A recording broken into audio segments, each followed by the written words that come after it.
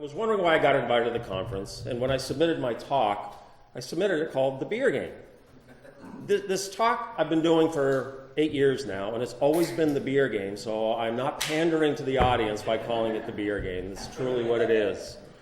Then I thought, well, maybe it's because I work for GE Digital that they had to throw out a token, conference speaker to one of the sponsors here, and so maybe they gave me this. So it was about 2 weeks ago when Steve reached out to me and said, hey, your talk has been accepted.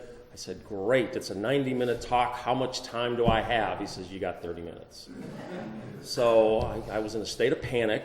I was in Maui, relaxing on the lanai, sipping my cup of tea in the morning, and trying to figure out how I'm going to cram 90 minutes worth of content into 30 minutes. Well, after yesterday, I know how I'm going to do it. This talk is geared towards managers, so I've got to talk really slowly, and after seeing the intelligence level of this audience, I don't think I'm going to have a problem going quite a bit faster on the content and to be able to cover a lot more information in a shorter amount of time. So, let me tell you a little bit more about what this is. First of all, a confession. Yes, it is the beer game. It's always been the beer game, but there is no beer. Thank goodness there's beer in the back of the room, and it's not even a game. It's a very academic talk, so I apologize for that. This is actually inspired by Peter Senge's book, The Fifth Discipline, and if you've read The Fifth Discipline, in the first third of the book, he talks about this situation called the beer game, and it's all about a beer distribution simulation game that they've created at MIT. And basically what it talks about is it talks about the perils of local optimization versus global optimization. In the game, they've got 4 different players, and you play one of those 4 different roles, which is inside of the work stream or the value stream of beer, going from the brewery all the way down to the local liquor store. And as you're making decisions about what inventory levels that you want to set at your different steps, whether you're the liquor store, the distributor, the warehouse, or the brewery, all you have is your focus of your part of the world. You don't see the holistic big picture. And you begin to make some very bad decisions. They play this at MIT, brightest students in the world, and they make really bad decisions. And it's not because they're not bright, it's because they don't have a global view of the whole system. So what this talk is all about having a global holistic view of systems as opposed to having local optimization of systems. So that's where the inspiration came from. Now I'm going to tell you a story, and it's an example of what's going on, an example of, in software development, an example of local optimization versus global optimization. But here's a second confession. If I told you what the real title of this presentation is, using the 5 focusing steps of the theory of constraints for incremental and radical system changes, you would never show up to this talk. So I have to kind of entice people in by calling it the beer game. They come, they're disappointed that there is no game, there is no beer, but typically they're left satisfied with at least learning something about systems thinking and looking at the world holistically, looking at things globally rather than trying to locally optimize. So these are 2 of my favorite systems thinkers, Ellie Goldratt. If you haven't read the book, The Goal by Ellie Goldratt, I highly recommend it. They take surveys of the most influential business books in the last 100 years, and his book is continually number 1, ranking twice more than the number 2 book on the list of most influential business books. He's the originator of the theory of constraints, and we're going to deep dive into that a bit. Deming is another brilliant thinker, great systems thinker. He wrote a book called Out of the Crisis, kind of a tough read, but his system of profound knowledge is absolutely brilliant. So this is kind of the inspiration of this talk here. So I'm going to use an example of a Scrum team, but this talk is not about Scrum. I'm also going to give you just a little bit of overview of what we're doing at GE Digital, not because we want to promote what we're doing at GE Digital, but give you an idea of how we're applying these system thinking tools to something as complicated as this. Now, this is kind of a tough image to be able to choke through, and it's really not intended to show you everything that's going on with inside of this Predix platform and the solutions that we're building on. But what I do want to do impress upon you is the scope of the system that we're dealing with here. So if it's okay, I'm going to have to wander over here to the image to give you an idea of what's going on. In GE, we build all these great rotating devices, whether it's generators, windmills, locomotives, jet engines. And we put sensors on those things, and we gather information off of those sensors, and we put them into a data lake. We do our analytics on it, and then we display those analytics out to our customers, and our customers could be in one of 8 different business verticals that we got: transportation, healthcare, blah, blah, blah. Now, over here, we've got about 3 teams that are building this device, this edge device that we have that's listening to all the stuff that's coming off of our rotating devices. We've got this previous cloud team here that's building this complete infrastructure for what it is that we're doing. We're putting together data centers, we're wiring it up, we're putting an operating system on top of it, we're putting Cloud Foundry on top of that. We've got at least 20 teams working on this here. Now we've got our solutions that sit on top of there. We've got asset performance management. We haven't met Jeremiah Stone. Jeremiah is responsible for building this application that sits on top of this platform. And we've got at least a dozen teams that are working on APM, and we've got all these other solutions that we're building on top of it that are eventually going to be consumed by our business units to deliver value to our customers. So what we're seeing here is we're seeing this huge system that has maybe 100 teams that are responsible for ultimately delivering solutions to the customer. So how do we optimize this? What do we do to be able to drive the greatest amount of value in the shortest amount of time to our business customers here? How do we do that? Well, we don't walk in the door and say we're going to do scaled agile framework. We apply systems thinking to this, and then what emerges out of that systems thinking process is something that kind of looks like the scaled agile framework, but we don't start with the framework and impose it. We start with systems thinking. So that's my job as an agile leader, is to apply systems thinking to a complex environment like this, as opposed to going in and teaching teams how to use scaled agile framework or how to do effective daily stand-ups or those kinds of things. So it's a great job. I love what it is that I do. It's incredibly frustrating, and then by the time I get to the end of the talk, you'll see why the work that I do is as frustrating as it is. So this is what I want to talk about. We all know Brooks' Law, right? And I know you guys are frustrated by it, that our management continually makes this mistake over and over and over again. You've got a late project. We know that throwing more people on is only going to make it later, but we are so compelled to do it that we can't stop from doing it. And when I say we, I don't mean you guys. I mean we managers. When I was a manager, I was compelled to do this, and I knew it was wrong, and I just couldn't stop myself from doing this. Well, why? Why is that the case? Well, systems thinking actually gives us an opportunity to examine a little bit more about what is actually taking place here. So we've got to go all the way to the beginning. We have to start with very fundamental things in order for us to make sure that we've got a good understanding of what it is we're talking about. And this is where Deming says, step number 1, you have to have an appreciation for a system. We have to be aware that software development is a system, and we need to deal with it appropriately as a system and apply system thinking skills to that. So here, we've got a great definition from Donella Meadows. It's a set of interconnected elements that coherently organize in a way that achieves something. So in other words, we've got a set of processes that takes input, and we have output that comes out as a result of that. Now, what have we done in the past in dealing with systems? We've taken this approach called reductionism.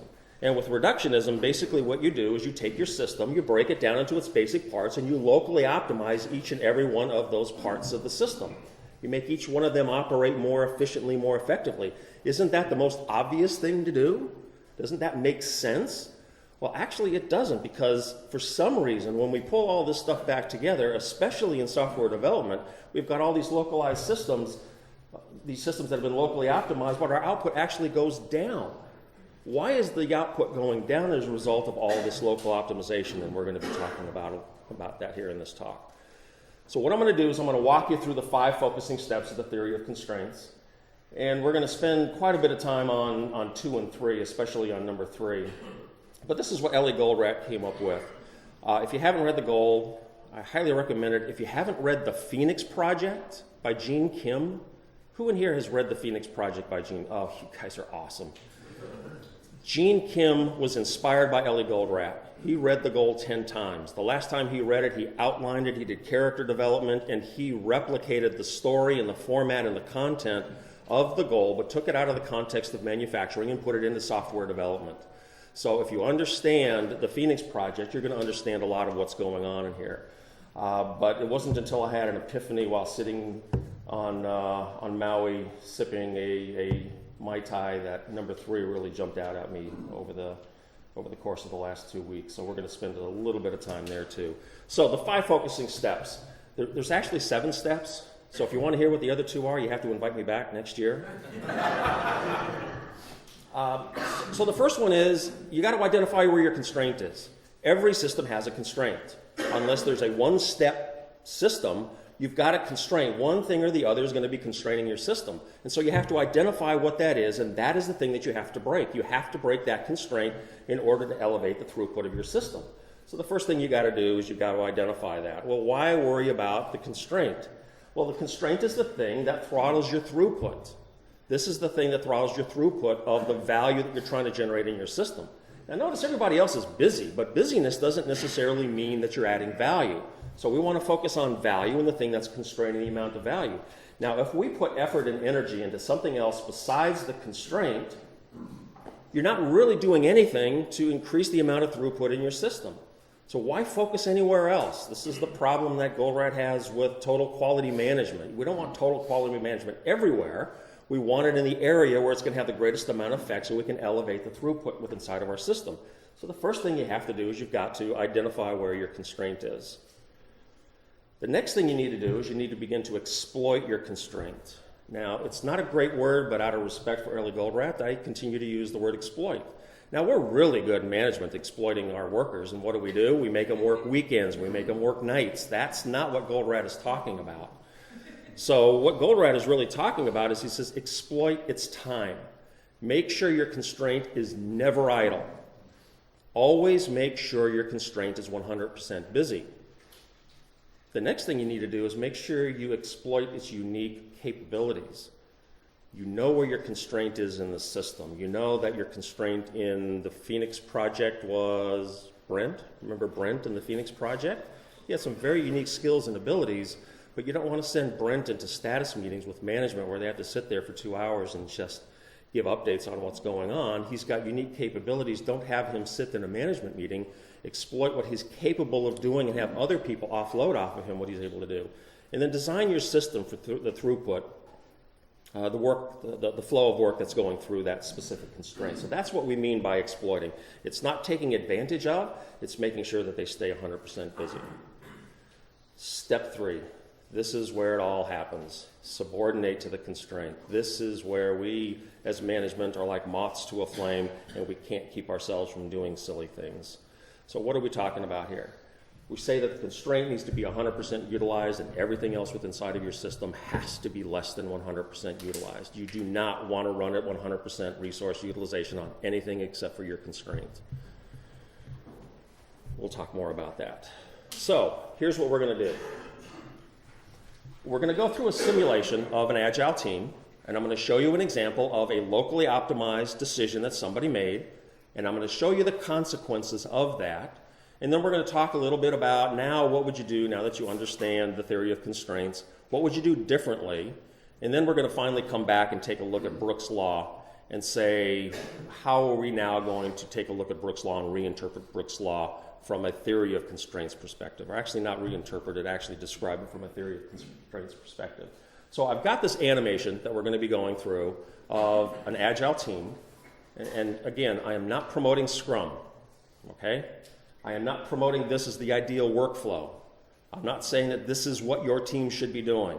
This is a true story up to a point of a real team that looked like that, and they were about to make a really bad decision, and I had to step in and intervene in the situation. So again, please don't accuse me of trying to promote Scrum. All right. How many of you have read the goal? Okay, you remember Herbie? Herbie on the hike? Herbie's got the backpack. He's got 2-liter sodas in there. They're going for a day, and he's got an 80-pound backpack because it's full of food and all kinds of stuff. And so Ellie Goldratt uses that as an example to teach the concepts of the 5 focusing steps, and he calls it drum, buffer, and rope. So I'm going to go over what this looks like, what drum, buffer, rope looks like, because we're going to need to apply that to the situation that we're in.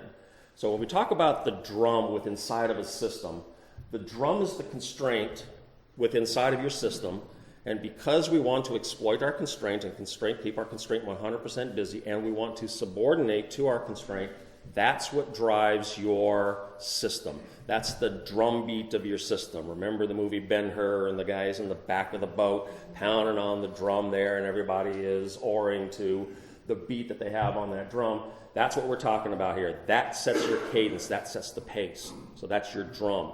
Now the buffer is basically saying, I'm going to introduce, so the velocity there is 11, where our constraint, our capacity is 10. I'm going to introduce just a little bit more buffer just to make sure that I never starve my constraint.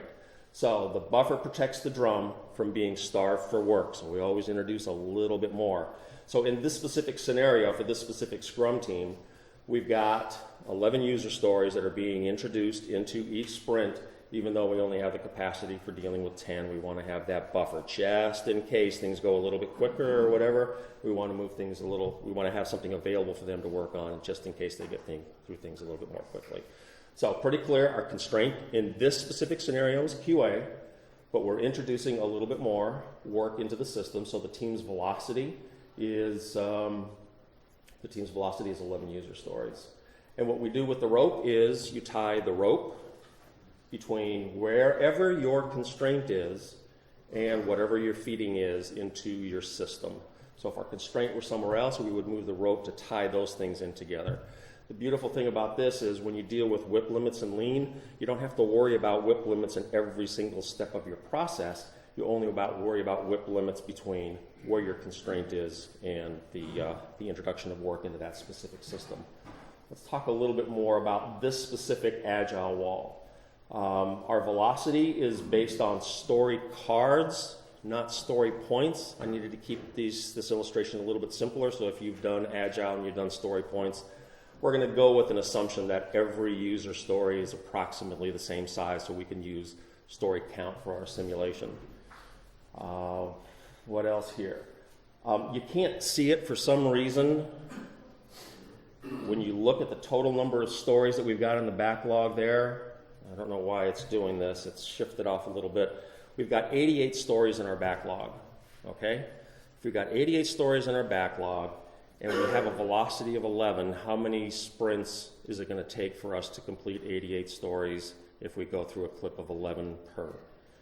It should take 8, but remember what we've done. We've added a little bit of a buffer to make sure that we never starve the constraint. So it really should take about 9 sprints for us to get through everything, worst case scenario, okay? And the last thing here, again, I'm not promoting this is the way you should do it.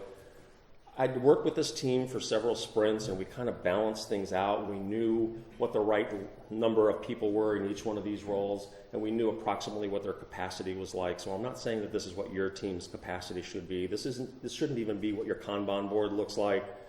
And when we talk about number of people in these different roles, it's not what we're proposing here. It's just for this very specific team in this very specific instance that we're talking about. Okay, so are we ready to talk about the beer game? Let me see this okay. All right. Now, take a look at the head count that we've got on each one of these. We've got 2 QA members, 2 web dev, 4 developers, 2 BAs that are all part of this nicely performing Agile team.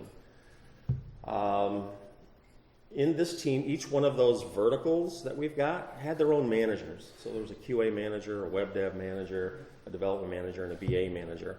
And you're probably beginning to nod your head saying, oh boy, I can see where the problem's coming, because we've got managers that only look at their slice of the world and they're going to make locally optimized decisions that are going to have a detrimental effect to the overall system. And that's what we're going to be showing you here.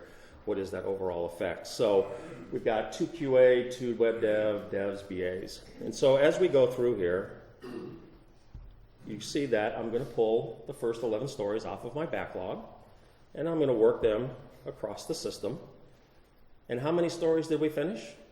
Well, we finished 10 stories. We didn't finish all 11. Why? Because our constraint is QA. QA only has the capacity for dealing with 10 stories. So I got 1 story left over.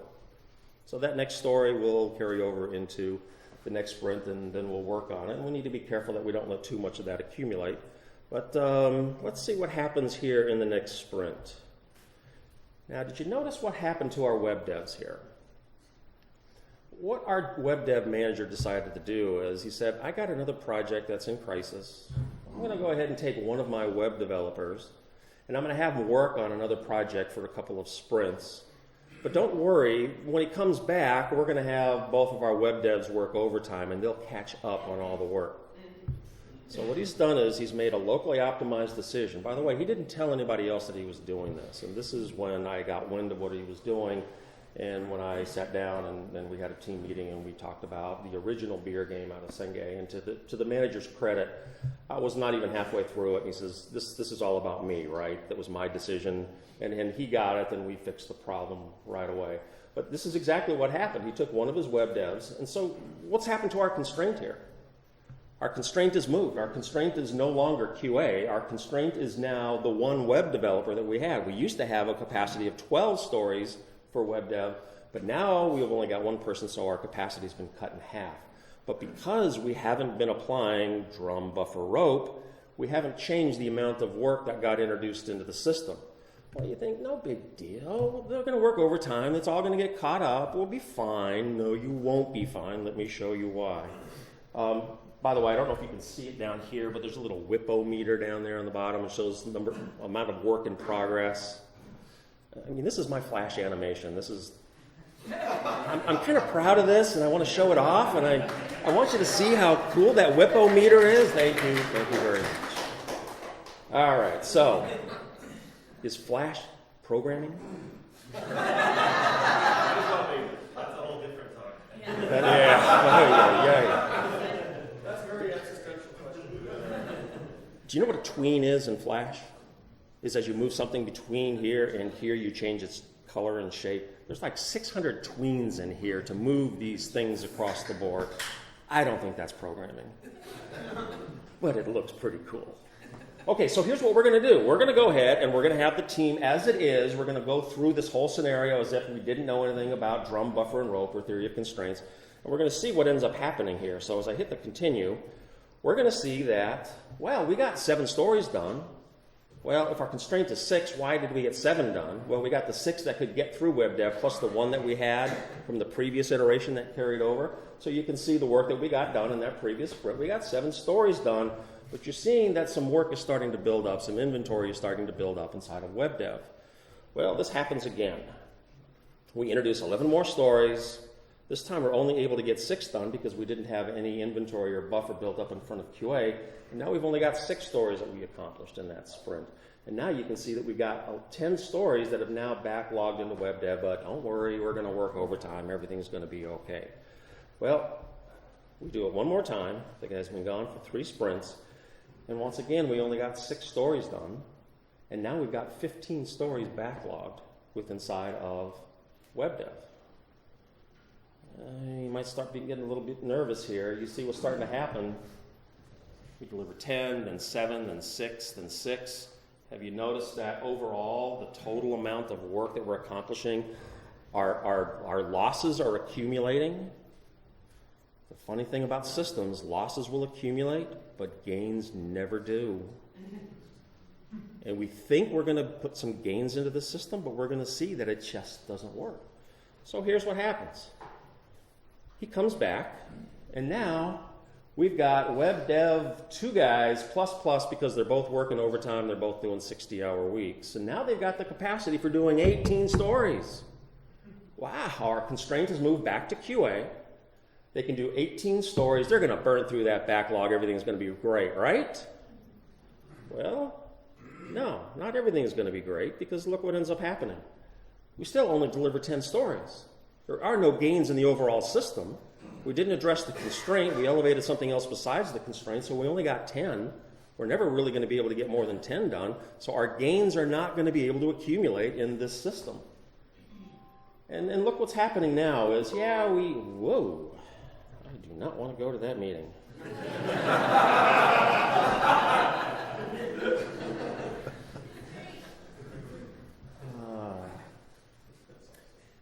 Okay, so we got work still piling up in QA. We're working our way through what's in web dev. We're kind of doing okay, but let's see what happens in this next sprint here. More work gets introduced, and oh my goodness, look at your poor QA people. Look how much work is starting to build up in your QA group. We're great inside of web dev, but now QA is, we got a lot of work building up in QA. Now take a look at what happens in this next sprint. Did you notice what happened to the capacities? Now I reduced the capacity down from 10 to 8 for both dev and web dev. Now watch real closely. Watch the bottom of the screen. Did you see what happened there? Did you see what happened here? These things went backwards in your system. What happened? They went backwards from QA back into dev. What happened? Bugs. Bugs. We had bugs. Do you mean to tell me that we haven't had bugs in the system up until now? Now, finally, we have bugs? No, we've always had bugs, but because we've been focused on a short cycle time for work, when you find a bug in QA, you don't log it. You don't create another user story for it. You go back and have a conversation with the developer to say, hey, I found a bug. Can you fix it? 10 minutes later, it's fixed. You don't even have to think about it. You don't have to track it. Don't even bother tracking it. But in this case, because those stories have aged so much, take a look at the colors. Everything has meaning on this thing. The green here is from iteration 5, and we're in iteration 7. The code for that user story is probably 4 weeks old. When you get a bug in code that's about 4 weeks old, you got to triage the thing. You got to think about it. The code around it has changed. It's become work. It hasn't become throughput kind of work. There's no value added on there, but it becomes work, so you have to account for that work. But you can't account for it as value because the value is accounted for in the original story. So our capacity for development, for developing new features, new functionality, has been reduced from 12 down to 8 because you have to now deal with these bugs that are so aged, so old, that you have to think about it, you have to consider it instead of just fixing it and moving it on. So now also QA's capacity has gone down to 8 because now QA has to retest the thing that you just fixed. So the system's capacity for being able to handle new work, new value, has been reduced to a throughput of 8. And now what ends up happening? Let's just continue to flow through here. You see that we're only able to get 8 through the system. We'll do another sprint. You'll see with our capacity of 8, we still have stuff going backwards because this stuff is so aged. And now we're in sprint 9. And you see where we are at the end of sprint 9. Sprint 9, and we're still not even done. Now, I've been doing this talk for about 7 years, and I'm not the brightest guy because I'm a manager, okay? I thought the story was over here. And for the first 2 years I was doing this talk, I said, okay, now let's take a look at some scenarios, and I whipped out my cumulative flow diagrams. And I didn't realize that the story continues. And how does the story continue? Well, think of me as a manager not subordinating to the constraint of the system. I've got QA that's still got probably another sprint's worth of work to do. What are these people going to do? I can put them on another project. I can get them started on another project. And who's not going to be on that project? QA, because they're still busy trying to finish the previous project. So you've taken the problem of this team and you've carried it on to the next project that this team is going to start working on.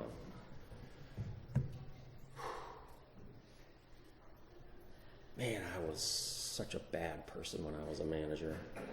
Now that I'm a systems thinker, I'm so much happier with myself. All right, so let's go back into here. And even though you would think every manager knows what a cumulative flow diagram is, I have to explain to them what a cumulative flow diagram is.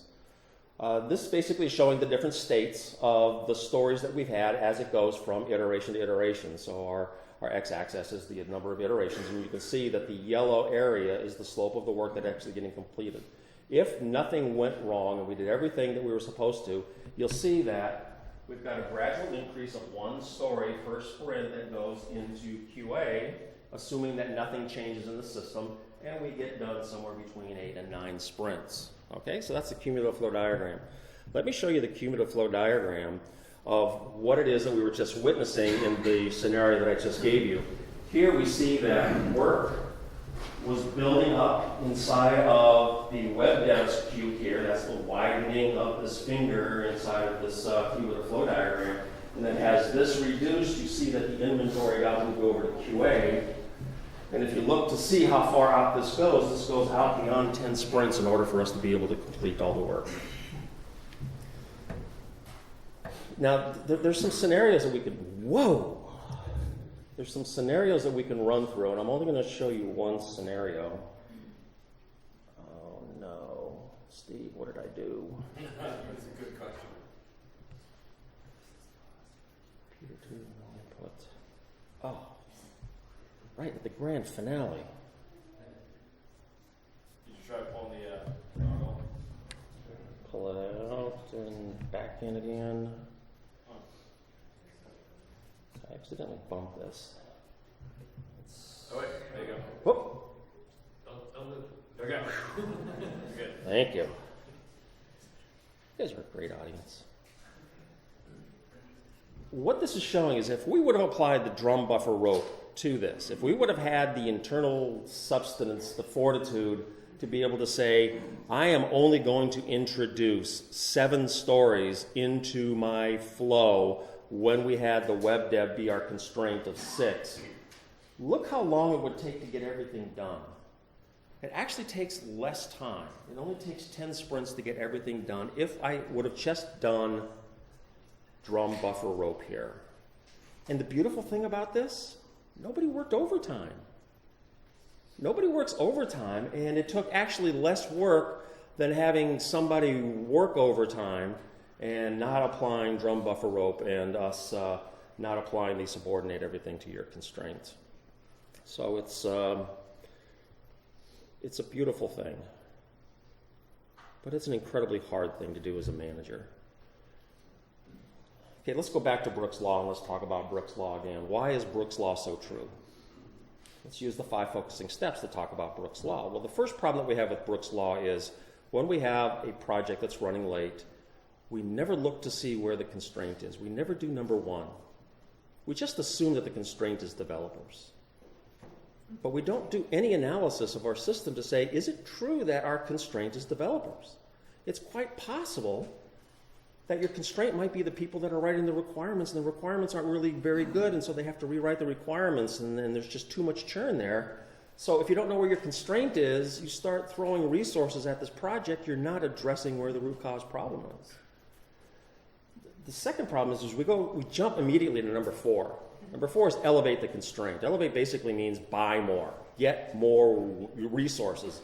And when your project is late, who are you going to hire? You're going to hire more developers. Well, the developers may not be where your constraint is. So if you haven't done number 1 and you immediately jump to number 4, you're probably throwing money away.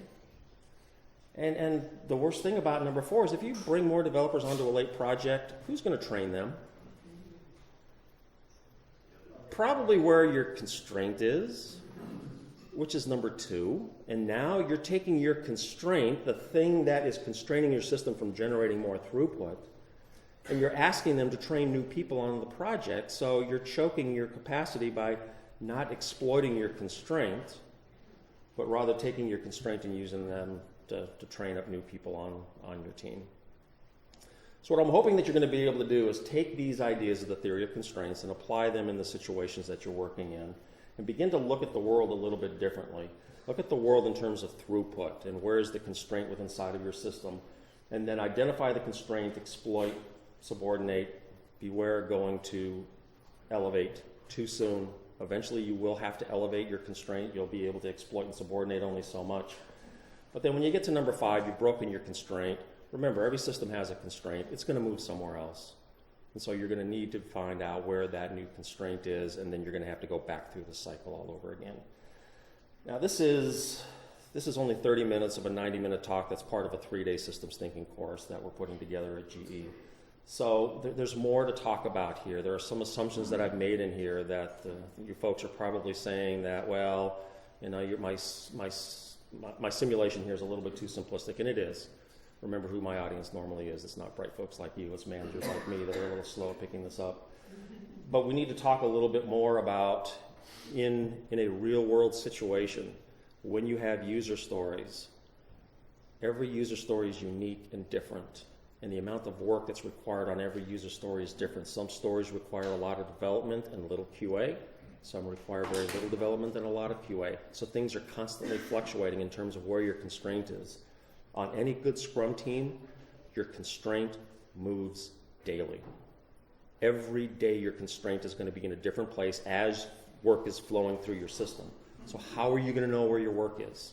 How are you going to know where your constraint is? The only way you can do that is have a Kanban board that shows the work in progress, and it'll show you where your work is accumulating, and that'll show you where your constraint is at that moment. And then you as a team need to be able to say during your daily stand-up, not, what did I do yesterday? What am I going to do today? Where are my blockers? That's juvenile stuff. It's what are we as a team going to do to break the constraint that's right there? And if it means the constraint is in QA and you're a developer, you raise your hand and say, you know what, I'm going to help QA get that story out of here because I'm going to help break the constraint because that's where the constraint is today. So, one other talk that hopefully I'll get to do next year. It's quite a bit academic like this, but I love this academic stuff. It's all about the Nash equilibrium. That explains step number 3, why it is so hard for us as managers to not subordinate to the constraint, why we're so compelled to do 100% resource utilization. And that was my epiphany on the plane to Hawaii when I watched A Beautiful Mind, and I watched as John Nash was strategizing with his chums on how to get dates with the girls in the bar. Do you remember that scene in A Beautiful Mind? And then he explains the Nash equilibrium, which explains why number 3 is so hard. So maybe next year. Okay? Thank you very much.